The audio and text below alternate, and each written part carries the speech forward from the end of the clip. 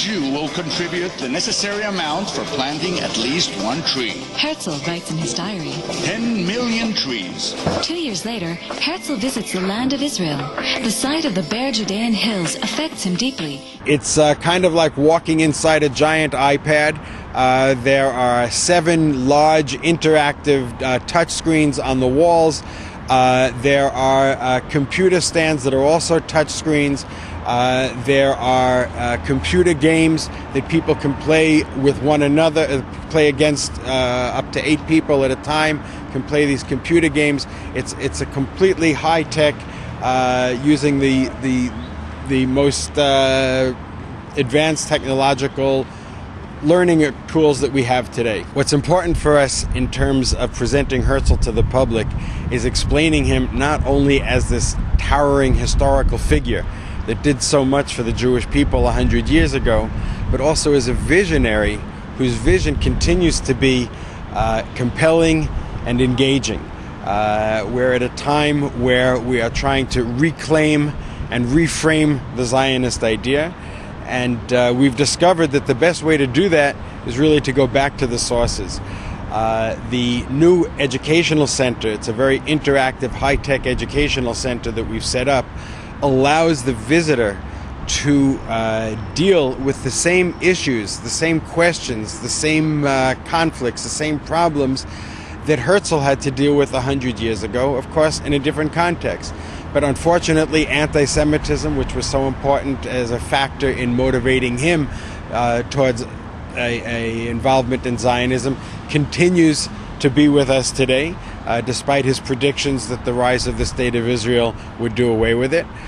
We're still dealing with the meaning of the land of Israel. We all know that Herzl at one point had considered Argentina or Uganda as a place for the Jewish state. We're still, of course, dealing with the questions of territories, Yehuda v'Shomron, where we might withdraw from, where we're allowed to build. These issues continue to be there. The kind of Jewish state that he had in mind, Der Judenstaat, that he wrote, can be translated both as the Jewish state and the state of the Jews. The question is, which is it? Which are we trying to build?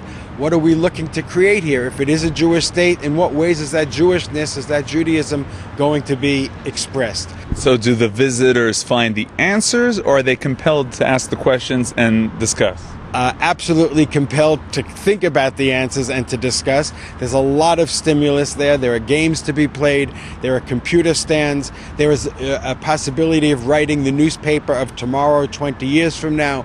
One can design posters, T-shirts, stickers that presents their own message of what Zionism is all about. It's asking the questions. It's not giving the answers. It's providing a lot of background information for people so that they have the tools with which and the knowledge that's necessary to formulate their own opinions. But as the World Zionist Organization indeed is an organization that includes the entire political and religious spectrum, it was very important for us in this center to present a wide range of views without compelling people towards any one particular position. We want, on the one hand, for people who come and visit to feel a great deal of pride in everything that's been done. The Zionist story, is an incredible one with amazing achievements. But we want them also to consider what role it's theirs now to play in continuing to build and continuing to dream. Dreaming without building doesn't help. Building without dreaming doesn't help.